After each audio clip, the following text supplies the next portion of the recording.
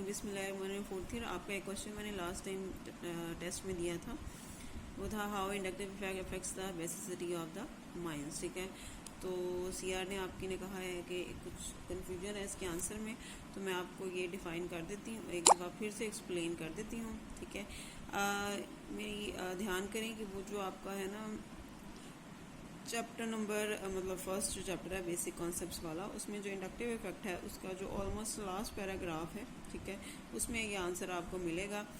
थोड़ा डिटेल है, उसको आप शॉर्ट कर सकते हैं, ठीक है, अपने वर्ड्स में भी कर सकते हैं, लेकिन कुछ बेसिक बातें जो उसमें आपने लाजमी याद रखनी है या जो उनको आपने स्किप नहीं करना, वो मैं यहाँ पे आपको बता देती हूँ। ठीक है, पहली बात यह है कि बेसिसिटी जो होती है या जो बेसिक बिहेवियर होता है किसी भी बेस का, वो डिपेंड करता है उसके लोन पेयर की अवेलेबिलिटी पे।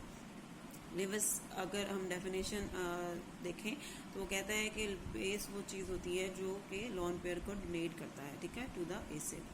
क्लियर होगी बात। तो बेसिसिटी का जब आपके पास इलेक्ट्रॉन पेयर जो है अनशेयर्ड वो अवेलेबल होना ज़रूरी है बेसिसिटी के लिए। ठीक है, अब अमाइंस के केस में क्या होता है, अमाइंस जो है असल में अमोनिया के डेरिवेटिव्स होते हैं। ठीक है, और उसमें क्या होता है, अमोनिया में से हम हाइड्रोजन को रिप्लेस करते रहते हैं किसी भी ग्रुप से, ठीक है, सॉरी अल्काइल ग्रुप से। ठीक है, तो वो अमाइंस में आ जाता है आपके पास। ठीक है, अमाइंस अल्काइल ग्रुप लगा सकते हैं या OH लगा दिया तो हाइड्रोक्सिल अमाइन हो गई, मतलब कि वो जो भी आप उसमें ग्रुप रिप्लेस कर रहे हो।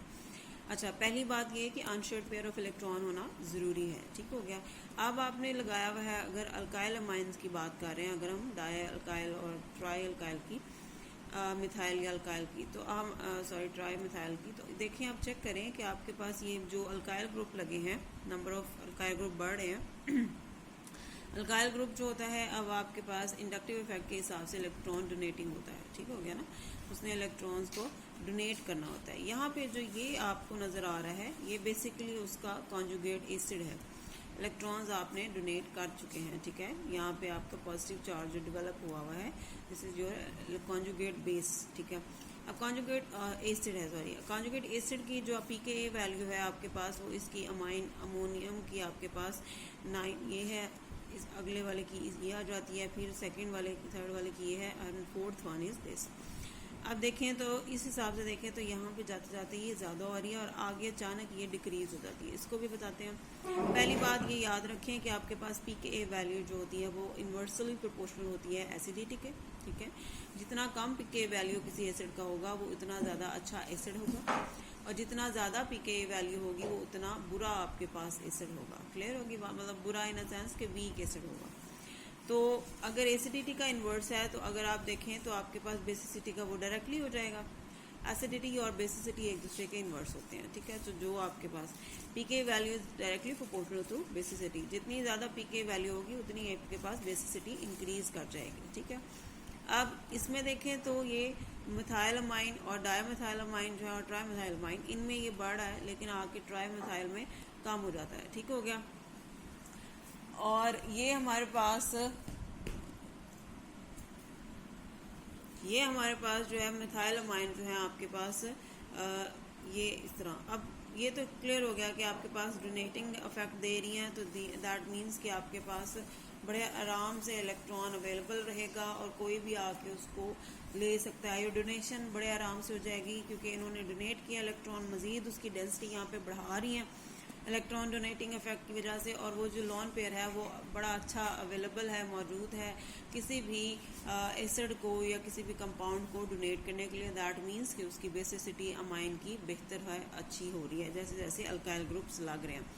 लेकिन आपके क्वेश्चन आना चाहिए कि आपके पास जब 3 अल्काइल ग्रुप लगे हैं तो दैट मीन्स कि यहाँ पे तो बेसिसिटी बहुत ही अच्छी होनी चाहिए, क्योंकि यहाँ पे तो इलेक्ट्रॉन डोनेटिंग इफेक्ट ट्रिपल हो गया, मतलब कि बढ़ गया है। ठीक हो गया, क्लियर होगी बात। अच्छा, ये हो गया। अच्छा, ये साथ में ये भी थोड़ा सा देख लें, मैंने ये बता दिया। और pKa का रिवर्स जो होता है, इन्वर्स वो Ka होता है, तो Ka डायरेक्टली होता है आपके एसिडिटी के और इन्वर्सली होगा बेसिसिटी के। यहाँ पे pKa की ले रहे हैं तो हम इसलिए यहाँ पे pKa को ही डिस्कस कर रहे हैं। अच्छा जी, अब आपके पास क्लियर होगी बात कि जैसे जैसे अल्काइल ग्रुप लग रहे हैं वैसे वैसे उसकी बेसिसिटी जो है वो इंक्रीज हो रही है, अमोनिया से बेहतर हो रही है। अमोनिया में कोई अल्काइल ग्रुप नहीं लगा हुआ, ठीक है, जस्ट उसका वो आपके पास है ये कॉन्जुगेट बेस्ड एसिड जो बना हुआ है, ठीक है। लेकिन जैसे जैसे अल्काइल ग्रुप लगे हैं वो आपके पास बेसिसिटी उनकी इंक्रीज हो रही है। कॉन्जुगेट एसिड जो है आपके पास हो उसका pKa वैल्यू जो है वो कम आ रही है, दैट मीन्स कि वो ज़्यादा वीक बेस है, ठीक है। और जब वीक एसिड है, और याद रखें एक स्ट्रॉन्ग बेस का जो कॉन्जुगेट एसिड होता है वो हमेशा वीक एसिड ही होता है। स्ट्रॉन्ग बेस का कॉन्जुगेट एसिड वीक एसिड होता है, दैट मीन्स उसकी pKa वैल्यू हाई आएगी। क्लियर हो गई बात आपके पास, ठीक हो गया। यहाँ पे हम ज़रा उसको वो घुमा के लेके आ रहा है, थोड़ा स्ट्रेट नहीं लेके जा रहा आपको। अच्छा जी,